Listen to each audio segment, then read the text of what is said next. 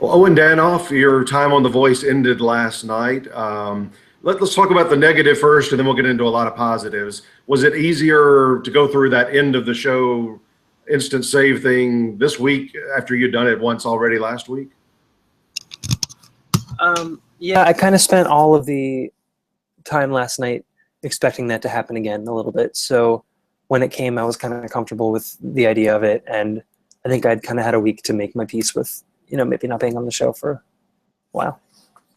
Yeah, I've noticed over the years, it's once you get into that situation, it's hard to move yourself out of it unless something miraculous happens. Yeah, exactly. So it seemed like that's kind of where everything was heading. So it's okay. Well, I don't know how many people audition in a given year, and then maybe we see 70 or 80, in the blind auditions. I mean, it's amazing that anybody can get this far out of all the different gauntlets you have to go over the course of the show. Yeah, I mean, I think there's definitely been, this number of now 10 has been.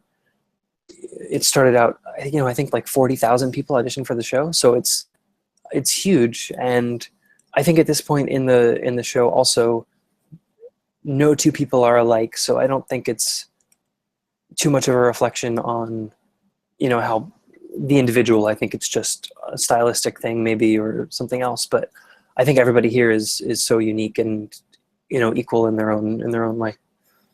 Was there a particular other artist that you really bonded with? A lot of people, actually. A lot of people that went home earlier. And Mike Schiavo was a really good friend of mine who left during the battles, and then Ryan Quinn and Kata Hay, who left during the playoffs. But also, I think I've been really close with Shalia Fearing from Team Adam and Allison Porter. And Laith Al-Sadi also, yeah. Oh, you made a lot of friends. Oh, yeah. I mean, everybody, really. That's the thing. Like, everybody is so close at this point that I'm rooting for everyone, and I want everyone to succeed. Adam's your coach. He saved you himself a couple of weeks ago, and then he just really went to bat for you last week to get you saved. But just tell us what it's like working with him. It was awesome. He's, as you said, always been really supportive of me, and really just wants people to, I think, grow into their artistry, and he wants to push them to grow while also not pushing them to really change, which is really valuable and a really good, I think, tactic as a coach. Because he's a songwriter, you're a songwriter. Do you think that helped, forge that bond? Absolutely. He said a few times that we are kind of cut from the same cloth musically, and I think that's absolutely true. I think both of us are kind of on that. I grew up listening to rock music and stuff, and pop rock, and Maroon 5 when they came out was, that kind of thing.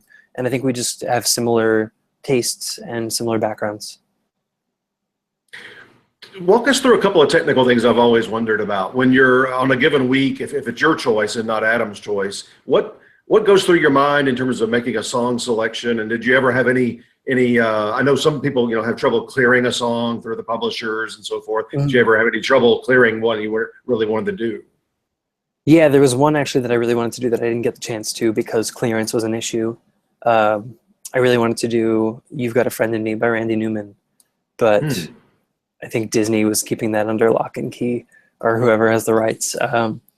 But other than that, I just really wanted to choose songs that I felt showed off different sides of me and reflected different sides of my personality, while also keeping kind of my sense of who I want to be as an artist intact. That blind audition song for anybody, I mean, you've got months to think about what are you going to do. How many different songs did you kind of roll through your mind or practice to get to the Bob Dylan one that you did?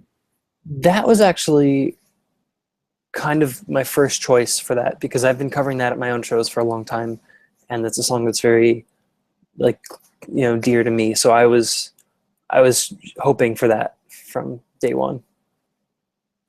When you do your own shows, I mean, I guess going forward, you haven't had a chance to do that in recent weeks. Do you think this experience, I mean, is it going to bring a lot more people to your shows? Will there be a lot more people familiar with what you do? And maybe, I know now you're going to have to do specific songs that you did on The Voice just to make people happy. Yeah, I think I'm going to do a couple. Well, the Dylan one is going to stay.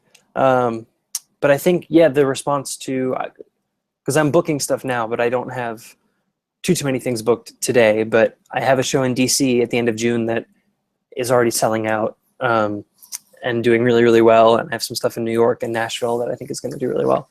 So I'm really excited to get on the road and playing all over.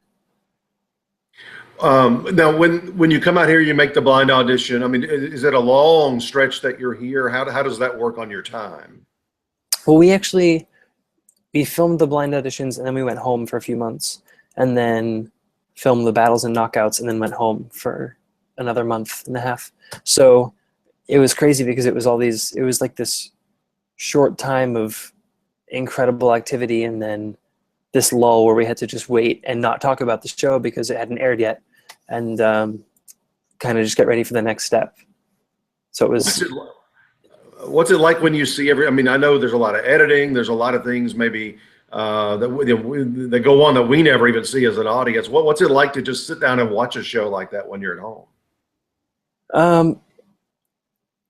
It's funny. I mean, they do such a really good job and they're so respectful of their contestants. So there's nothing bad about it, but it's definitely interesting to see what gets shown after what isn't getting shown or what else was filmed.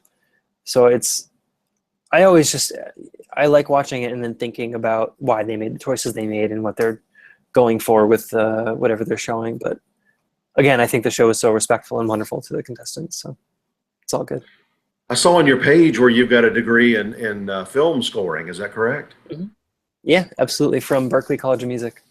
That's one of my favorite things about movies are the scores. There's a channel on my XM that's all, film scores and such. I just love that. Is that something you want to pursue?